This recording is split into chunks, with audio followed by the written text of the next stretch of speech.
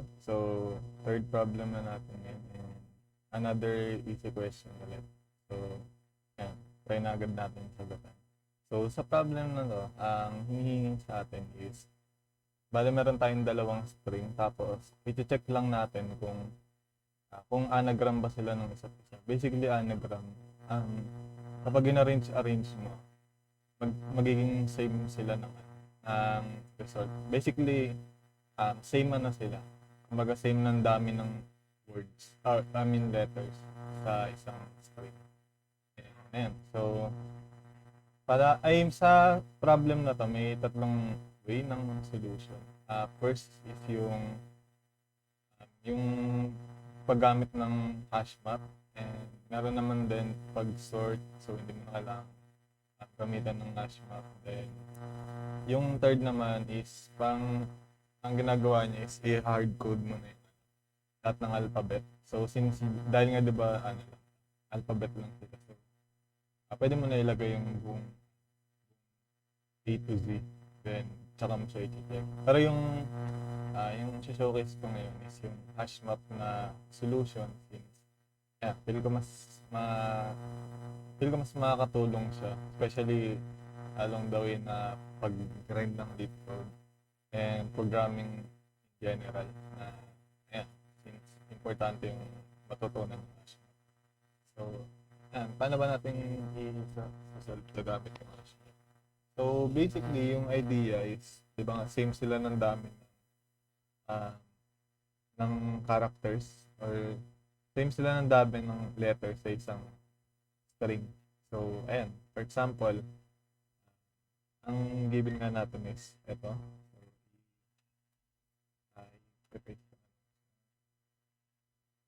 Ayan. So, meron tayong given. So, pwede natin gawin is gagawa tayo ng dalawang hash map, then gagawa ka ng hash map. So, for example, meron tayong isang hash map dito. And so, basically, rin siya, key value per then key value. So, let's type natin siya. Then, so may dalawa tayong hash map. So, for example, ito, S, which is ito na S. T. So, for example, itatraverse natin itong lahat na. So, sa S, magsisimula sa A. So, A. So, may A. Then, isang value siya ng A. Then, or sa A, so, sa A, meron isa. Sa N, meron isa din. And sa A, since A ulit siya. So, isa pang A. Then, G, so, may isa dito. R, so may isa pang A, so tatlo. And N. So, isa pa. So, ito naman, check naman natin kung paano sa T. So, makikita natin. So, first letter N, then may isa dito. So, next naman is A, then G, then isa pang A, isang R, isa pang A, isa pang M. So, kung makikita nyo, same sila. Like, same ng A, same ng N, same ng dami. So, doon natin malalaman kung anagram ba sila, which is kahit i-arrange mo yung niya, yung pagka-construct ng string, same pa rin sila ng anagram pa rin sila kasi same lang naman ang dami ng letters. So, yun yung idea kung paano natin siya masasolve. And so, jump straight na tayo doon. Okay, so sa mismong code naman, may ginawa na akong boilerplate, which is, so, ito yung given, then pinol lang natin. So, so, ang gagawin natin is, i-check muna natin. First off, pwede nating i-check kung pantay ba sila. So, kunyari, ito. Same, hindi sila magkapares ng haba. Ayan. Matik na yan, hindi sila anagram. Kasi, kapag hindi sila magkapares ng haba, ibig sabihin, posible silang maging, kahit anong arrange mo dyan, never silang magiging kasi, or magkapares. Ayan, pwede agad natin gawin, i-check agad natin. S dot length not equals to T dot length. So, ayan. So, if S dot length is not equals to T dot length, so, i-return agad natin. Kasi nga, since hindi sila same, alam na agad natin na hindi sila anagram. Hindi sila same. Next naman is gagawin na natin yung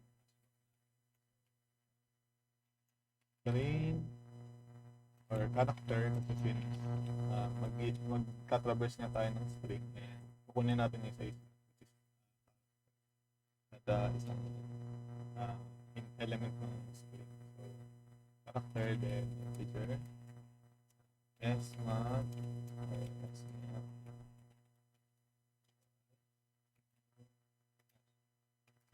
So, pwede na natin copy yan for string. Smap, smap, then so, pwede na rin natin i-store para mabilis. So, paano natin makukuha yung character size? Pwede na lang natin siyang i-store, which is para lang mas mapaikli natin. Pero, may option naman kayong gawin na s current equals s dot character at so, kung ano yung actually maglulok muna tayo. So, for int I equals 0 less than that length, since pwede na natin i-assume na sila, lagi same sila since na-check na rin naman natin. Kung hindi sila same, magre-return, matatapos na agad.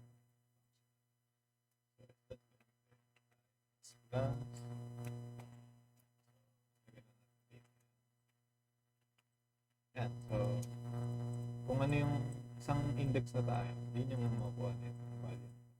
Pwede na naman.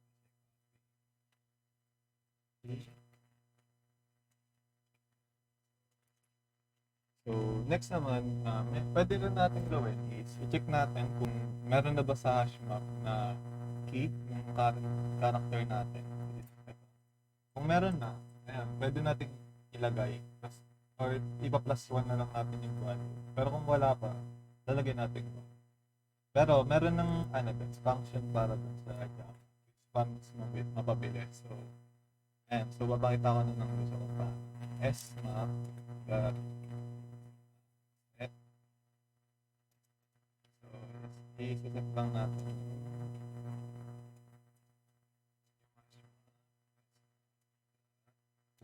So, put then current, yung current key.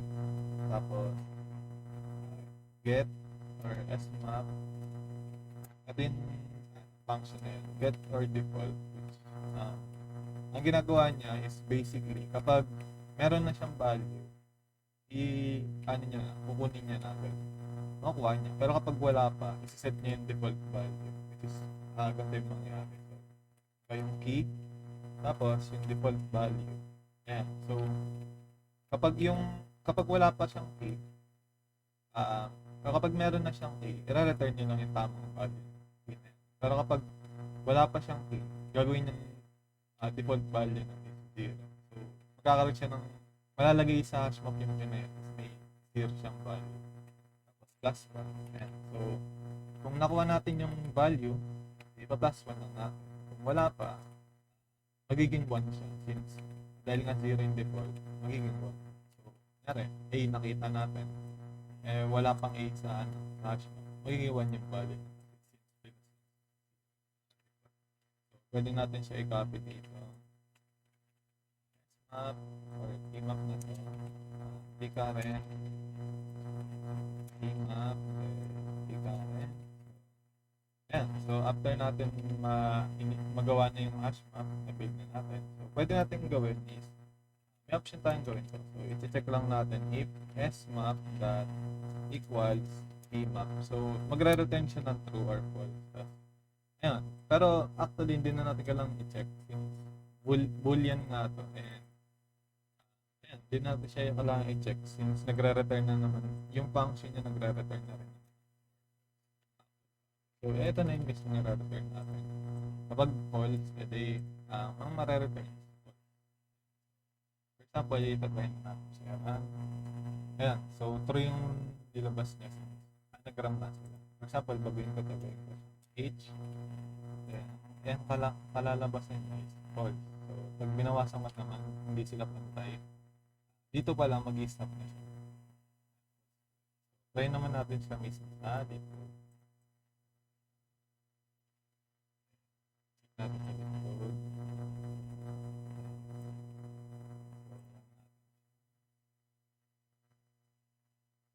Ayan, so, ayan, kung makikita nyo, gumanon siya. Ayan, thank you sa panonood ulit.